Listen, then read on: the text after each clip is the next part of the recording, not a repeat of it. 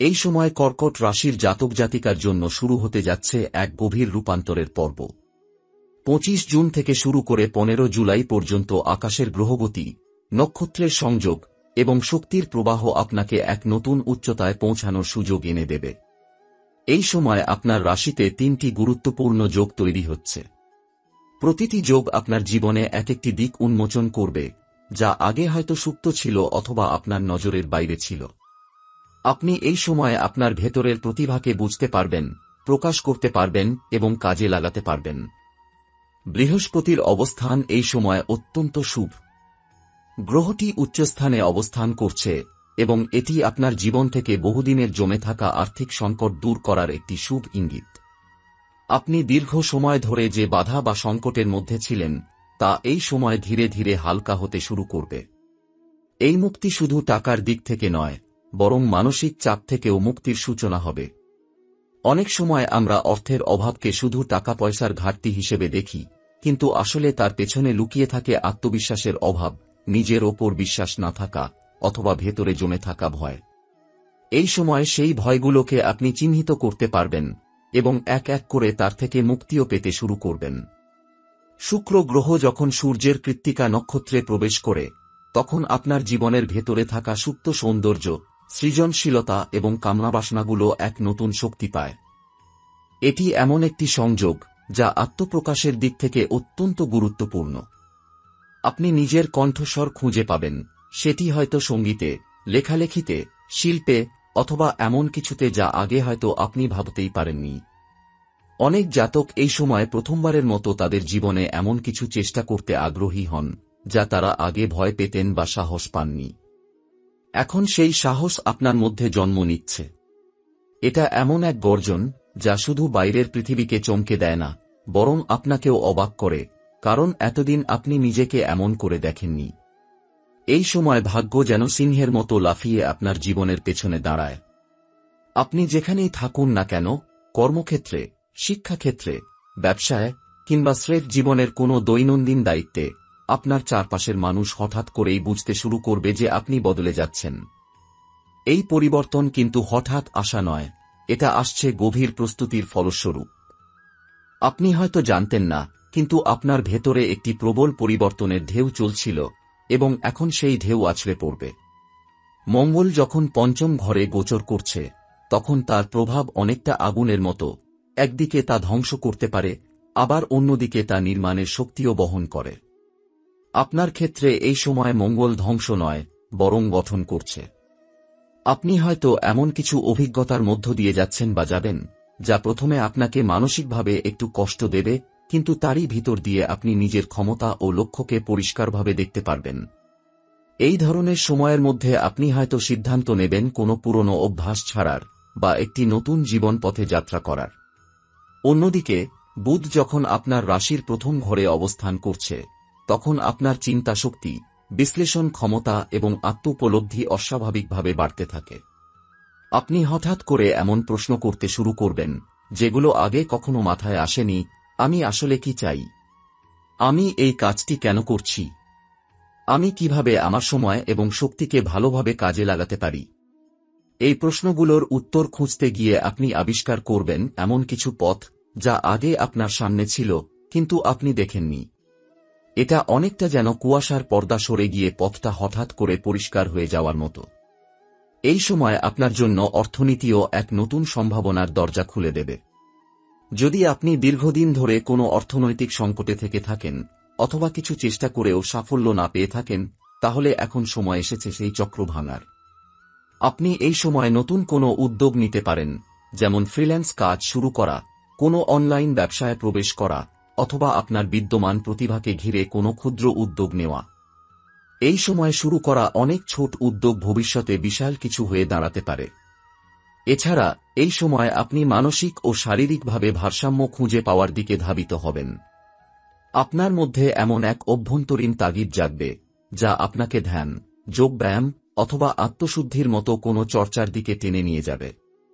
এটা খুবই ইতিবাচক, কারণ আপনি যখন ভিতর থেকে ভারসাম্য খুঁজে পান, তখন বাইরের প্রতিকূলতাও আপনার ওপর প্রভাব ফেলতে পারে না।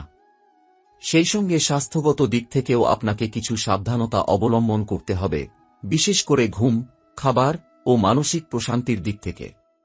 সবশেষে লক্ষ্মী দেবী ও ধনরাজ কুবেরের আশীর্বাদ এই সময় আপনার দিকে প্রবাহিত হবে, কিন্তু তার আগে আপনাকে নিজেকে প্রস্তুত করতে হবে সেই আশীর্বাদ গ্রহণের উপযোগী করে তোলার জন্য। আপনি যদি নিজের জীবনে শৃঙ্খলা, আত্মবিশ্বাস এবং দয়ালু দৃষ্টিভঙ্গি ধরে রাখতে পারেন, তাহলে আপনি শুধু অর্থ নয়, বরং একটি পূর্ণতা অর্জন করবেন, যা বহু মানুষ সারা জীবন খুঁজে ফিরে কিন্তু খুঁজে পায় না। এই সময় আপনি আপনার আত্মার গভীরে প্রবেশ করতে শুরু করেছেন। আপনার চিন্তা, প্রতিভা ও অর্থনৈতিক অগ্রগতি যেমন আলোচিত হয়েছে, এবার আমরা যে অধ্যায়ে প্রবেশ করছি তা হৃদয়ের আয়নাতে মুখোমুখি হয়ে দাঁড়ানোর সময়।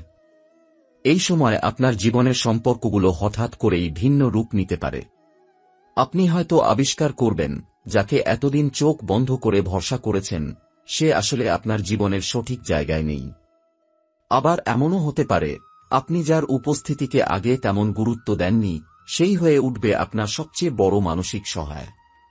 এই সময় সম্পর্কের রং দা হবে, কারো কারো ক্ষেত্রে তা ছিন্ন হবে, কিন্তু প্রতিটি ঘটনার মধ্যেই থাকবে শুদ্ধির বার্তা। শুক্র যখন কৃত্তিকা নক্ষত্রে প্রবেশ করে, তখন ভালোবাসার শক্তি নিঃসরণ করে প্রবল বেগে।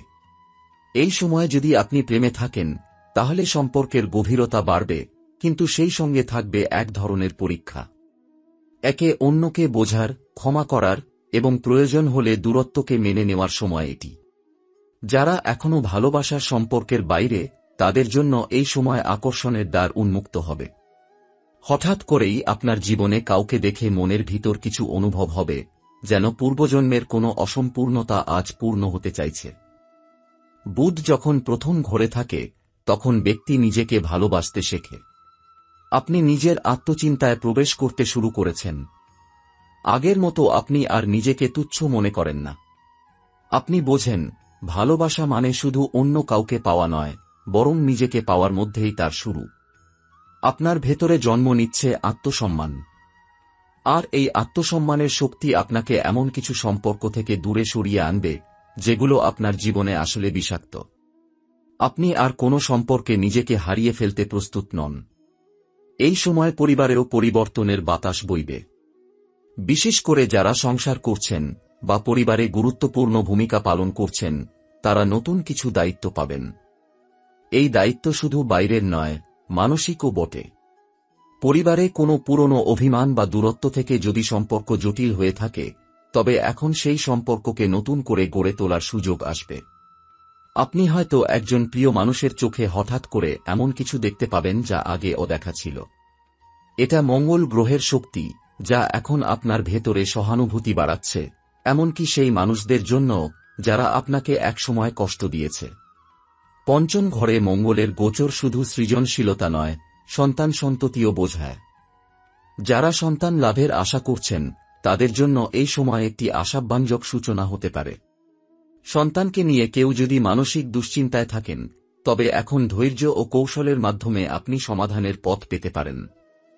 এখানে একমাত্র উপায় হল শান্ত থেকে পর্যবেক্ষণ করা, কারণ এই সময় আবেগে চললে ভুল সিদ্ধান্ত নেওয়ার সম্ভাবনা থাকে। এই সময় যখন গ্রহেরা একের পর এক আপনাকে ঘিরে শক্তির বলয় তৈরি করছে, তখন আপনার হৃদয়ের ভিতরে একটি গভীর টানাপোড়েন শুরু হয়েছে। বিশেষ করে প্রেম ও সম্পর্কের দিক থেকে আপনি এক গুড মোড়ে এসে দাঁড়িয়েছেন।